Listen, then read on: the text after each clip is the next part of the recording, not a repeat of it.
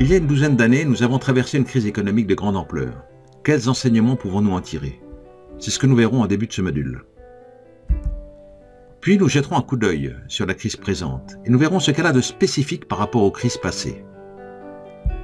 Cette crise, tôt ou tard, nous en verrons la fin.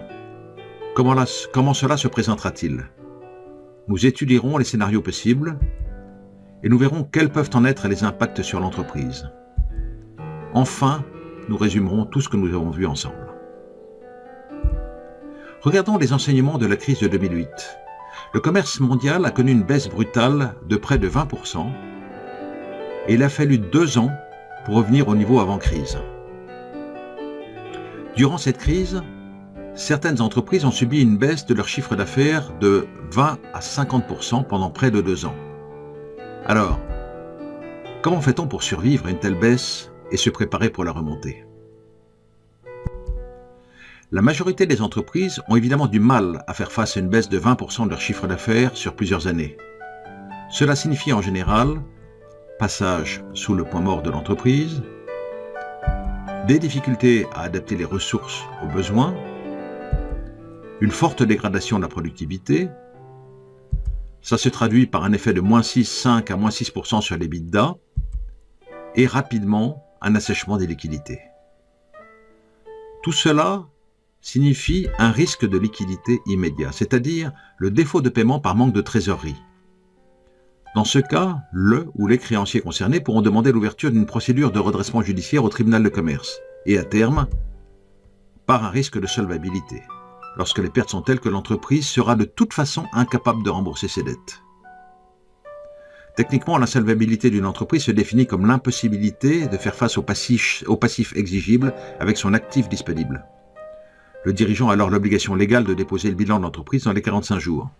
En cas de non-respect de cette obligation, le dirigeant peut devenir responsable sur ses biens propres et encourt des sanctions. Toutes les entreprises ne sortent pas de la crise de la même manière. Les plus faibles disparaissent.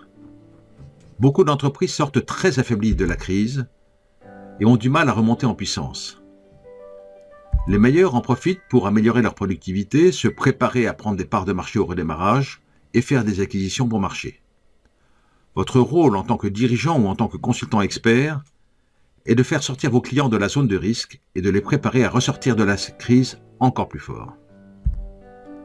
L'impact de la crise sanitaire du Covid-19 sur le PIB est estimé à 60% en moyenne, allant, selon les scénarios, de -30 à -80% selon les secteurs concernés. La durée moyenne du confinement est souvent de l'ordre de 6 semaines, voire plus selon les pays, et plusieurs vagues de confinement sont envisagées. Le délai de retour à la normale est encore inconnu, variant de plusieurs mois à 2 ans selon les analystes, et certains sont encore plus pessimistes. Enfin, nous ne savons pas encore si nous reviendrons à 100% du PIB avant crise, ou bien si, pour les plus pessimistes, nous ne reviendrons qu'à un niveau inférieur, plusieurs années étant alors nécessaires pour retrouver le niveau de PIB avant la crise. La seule certitude est que cette crise sanitaire va impacter fortement l'économie mondiale et qu'elle va avoir des conséquences importantes pour les entreprises. La crise du Covid-19 est bien différente des crises précédentes et nous allons, pour illustrer cela, regarder l'évolution du taux de croissance du PIB français sur les 10 dernières années.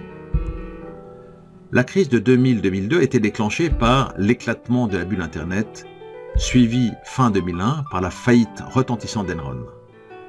Les conséquences furent une baisse de 60% des indices boursiers et un ralentissement de la croissance du PIB.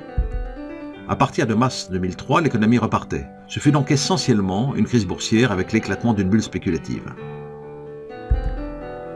La crise de 2008-2009 fut plus sévère. Elle a été déclenchée par la crise des subprimes qui couvait en 2007 et qui débouche en 2008 par une crise financière avec la retentissante faillite de la banque Lehman Brothers. Cette faillite a déclenché des réactions en chaîne dans le monde bancaire, obligeant les gouvernements à sauver de nombreuses banques. En 2008, les indices boursiers chutent de près de 55% et le PIB français connaît une contraction de 2,9%. Fin 2009 et tout le long de 2010, l'économie repart. À ce jour, la crise du Covid-19 vient de démarrer, avec une pandémie qui force la moitié de la population mondiale au confinement pour une durée estimée entre 6 semaines à plusieurs mois. Contrairement aux crises financières passées, cette crise touche directement l'économie de production. L'impact sur le PIB français est estimé entre 6 et 8% en 2020 par nombre d'économistes. L'impact en 2021 est encore plus difficile à estimer. Les indices boursiers ont déjà perdu plus de 30% et leur évolution est incertaine.